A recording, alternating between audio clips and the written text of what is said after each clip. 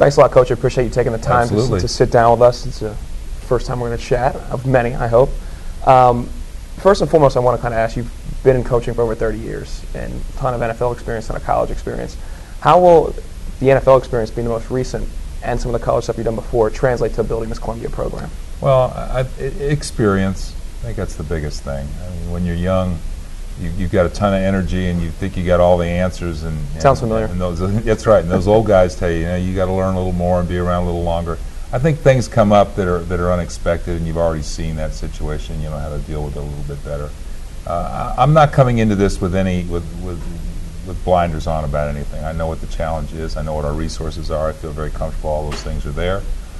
There's a tremendous commitment by the administration and the university to make this program work, be successful on a consistent basis. And those are the things that you learn as you get a little bit older. You learn are important to have, and I think I asked the right questions, and I certainly got the right answers. So I think between the places I've been and the things that I've done and the staff that I hired, there's a tremendous amount of experience. There's a lot of answers to questions that have already been learned other places, and we'll use those to our advantage as they show up. You mentioned some of the resource challenges, but there are some things, as you said, Columbia is making some strides going forward. What were some of those things that you felt were challenges you might have already had answers to or seen that are better than you thought coming Well, Columbia can be a very complex place. All these schools are.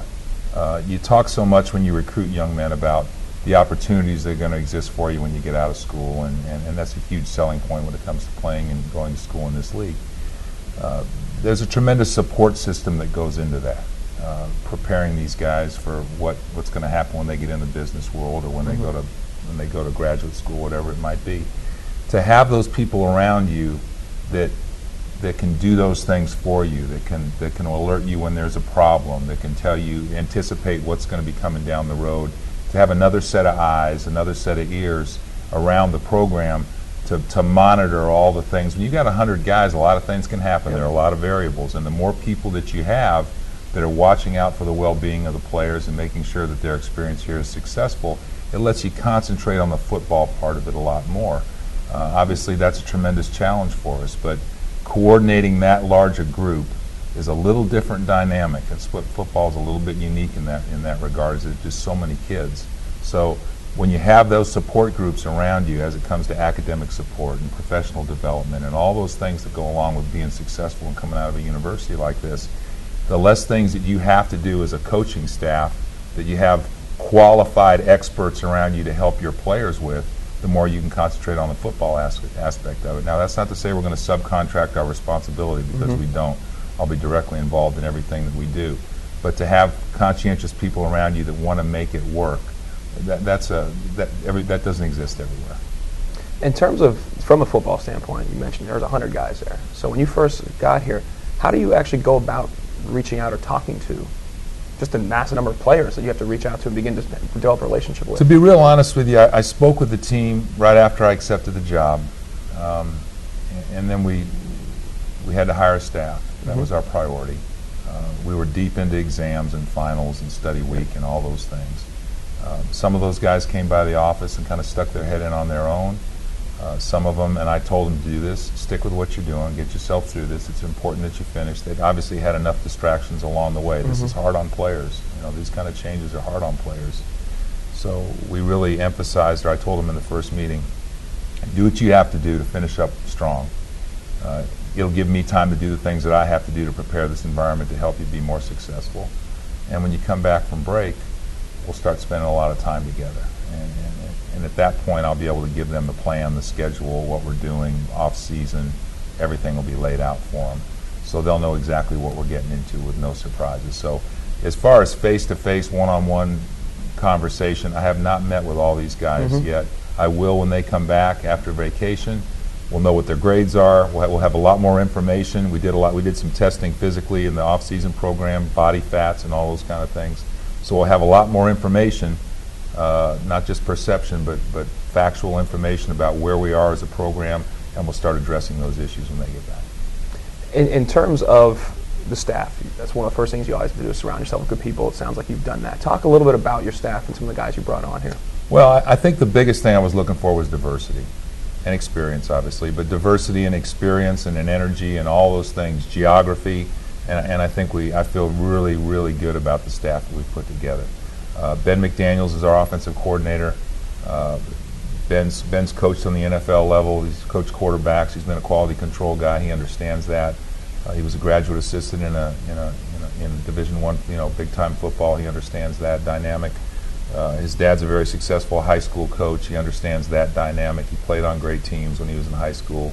He played at Kent State. He understands what we're doing, and more importantly, he and I are very much on the same page when it comes to our offensive philosophy. So I feel very comfortable there, and I think that gives us a little bit of a head start in closing the gap between ourselves and the competition, because a lot of times it takes you a whole year to put an offense and create that and create that verbiage and all the things you have to use. That's already done for us. So I'm excited about Ben. I'm excited about his energy level. I'm excited about his expertise.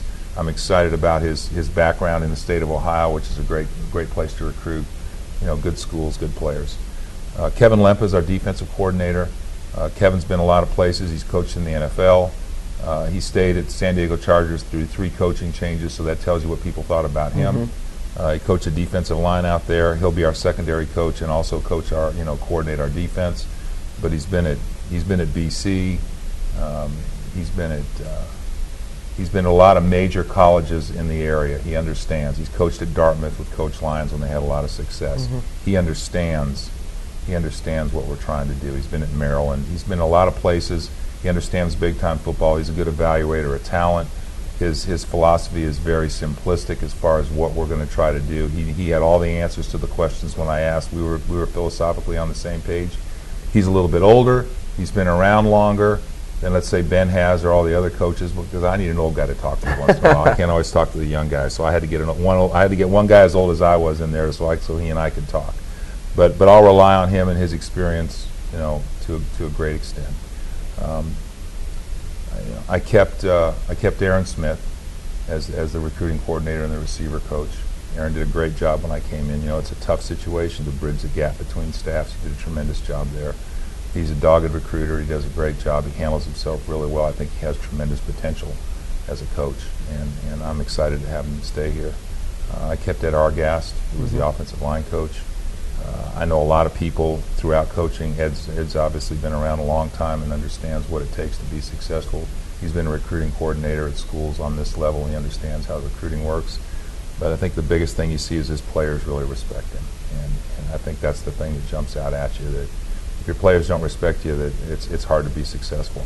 That's my position. That's a hard hire for me, so I didn't know that was going to happen when I first came here, but after speaking with Ed and after looking around, I just didn't feel I could do any better than the guy that was already here. So I'm really happy that he's here. Al Smith is a young man that I got from Arizona State. Was a graduate assistant, played in the Pac-10, was an all Pac-10 nose tackle. Understands. Played a couple of years in pro football. Went back, wanted to be a coach. Did it the hard way as a graduate assistant at Arizona State. And again, I know people that know him that think the world of him. And I certainly haven't been disappointed at this point with all the time that I've spent around him. I think it's really important that all your coaches have a story to tell. I think it's important to talk to recruits. I think it's important to relate to players. One of the other young men that we hired is Chad Nice. Chad actually played for me 1 year at Cornell, has been the offensive coordinator at the Merchant Marine Academy. So I think it's unique that you end up with a young coach that's had coordinator experience, but Chad knows what's coming. He's sat in all these meetings we're going to have. He's already been through that. He knows what we're going to ask of the players and how we're going to do it. And I joked with him when I hired him. I said, "You didn't get enough the first time." And I said, "No, I'm back for more."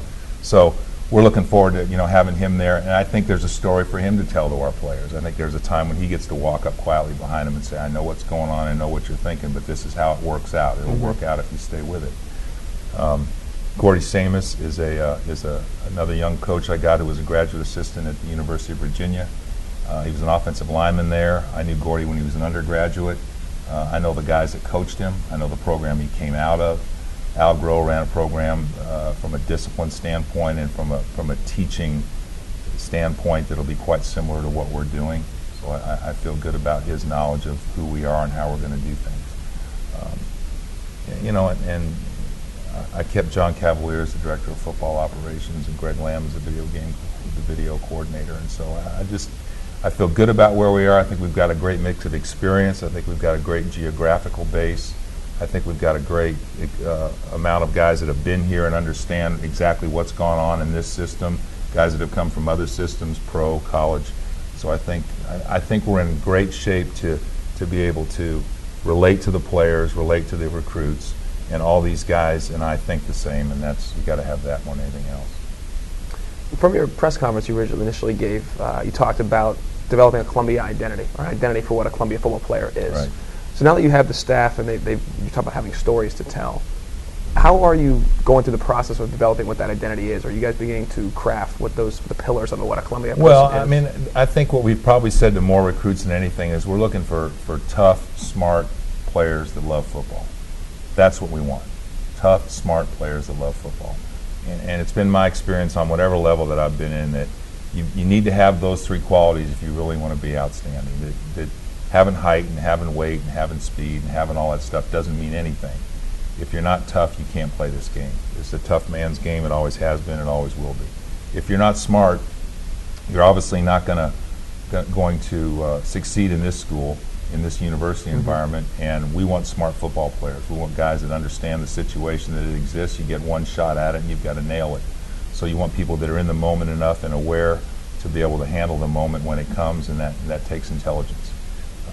And you want guys that love football, because if you don't really love football, there's plenty of times in the practice process when you just say this isn't any fun, but I'll do it because I know what the end result is, and I want to be successful, and I love this game. So you go out and you work that much harder. So you got to be tough, you got to be smart, and in order to work hard enough to be great, you got to love what you're doing. So we want to identify those three things first. Then we'll start talking about height, weight, and speed. It doesn't mean anybody can play just because they have those three, but you need to have those three in order to be successful. So that's what we're talking about. We're being ourselves. I know there's always been some concern about how am I going to talk to players or recruit players after having been away from them from 10 years. I don't really understand that. It doesn't make any sense to me. Like, you tell the truth. You know, I'm not a used car salesman. That's not my thing. I'm going to say it as it is. That's going to appeal to some players, and the players that it appeals to are our guys. If it's not fancy enough, if it's not whatever it is they're looking for other than being tough, smart, and being committed to being good students and love football, then those aren't our guys. And that doesn't mean it's wrong. I'm just saying that's the way we're going to do business here. Coaches are all in agreement with that. We're all on the same page. So we want to get players that want to be great, and we want to get players that want to come here and be part of what we're doing, not some image off someplace else. We are who we are. We're going to be honest about that, and we're going to deal with the situations as they come. In terms of recruiting right now, where are you guys in the process? I believe you guys went on the road recently. Can you talk a little about where you are and how things are progressing? Well, again, it's a little hard at this point in recruiting to change horses. Yep. We've obviously, the last staff identified a lot of players. Some of those guys hung with us through the transition. That's a hard thing to do. I mentioned Aaron. Aaron did a great job of keeping them kind of on the hook. We've gone back in, and the response has been very positive. There's a few guys we picked up along the way that we knew about outside of the normal circle of guys that were on the board to begin with, and there's been some positive response there. There are always going to be those guys that kind of hung with you, but you just weren't there, and when the other team start forcing a decision, they're going to go that way. That's just part of it. It's disappointing. I can tell you this, we're going to make them work at it. They're going to have to tell us no, we're not going to walk away. They're going to have to say, Coach, I'm not coming, I'm going to wherever it is, else I'm going to go ahead and go. That's fine, but we're working it. We're finding the guys that we want. And when the game plan starts and it's one side against the other, a lot of times we just walk away from that. You know, you have to make a judgment call on whether you're dealing with the right kind of people, and that's what we're doing. And it's a challenge, but we want good, solid people and players in this class. The biggest obstacle that we have to overcome right now in recruiting is that we don't have a group of players yet that understand what we want. Your best recruiters are always your current players. Those are the guys that sell your program. Those are the guys that recruits are going to be with after they come here and they go to school. Right now, our players really can't help us. They can talk about Columbia, but they can't talk about our program because they really don't know what it is. So the only people that are telling our story right now are the coaches. And we're just trying to get in front of as many quality young men as we can and tell that story. And like I said before, the ones that it appeals to, they'll come and they'll be productive players for us. And the ones that don't relate to it, that's okay. They'll go someplace else. I totally agree with your thought that it's been 10 years since you may have been a college coach, but recruiting is recruiting. You're telling the story. You're telling the truth. The one thing that has changed the landscape, though, is technology. The use of social media and things like that, and being able to see guys and video, the internet. Right. How at all are you guys? I believe you guys launched a Columbia football Twitter program. Like, are you going to access these type of services at all in some way? I'm lucky. I've got two kids that are in college, so I've grown all the way through this, from the instant messaging thing now up to the Twitter. I've done all those things. Most of the time it was stop the instant messaging, get off and finish your homework. Yeah. That's how I learned that stuff. But that's really been my exposure to it. What's fun about that is that there's so many possibilities of the ways to use it. Mm-hmm. And the NC2A obviously realizes that it's something that can be abused, so they've implemented a lot of rules about it. But that's something we're seriously looking at and thinking, how can we best use this to our advantage to tell our story, to connect with players. So that's a challenge. It's something that I've got young guys that know how to do it right now. They're great. You got to have a Facebook page, Coach. I had no idea about all that stuff, but I'm being taught now. I'm learning. I'm a fast learner. I'll learn. But I've got young guys that understand it, and a tremendous staff around me that understands it. And so we'll use that to the best of our advantage. But I think that's one of those things that I talked about in the press conference. Every single thing we do is going to be reevaluated, and if we can find a way to just want a fair advantage, it's all I'm looking for. If we can get a fair advantage, we're going to use it. We're going to take advantage of it and use it. Thanks a lot, Coach. Good luck, and I'm sure we'll talk X's and O's much more down the stretch. We will. Appreciate it. It'll be fun. All right, thanks a lot.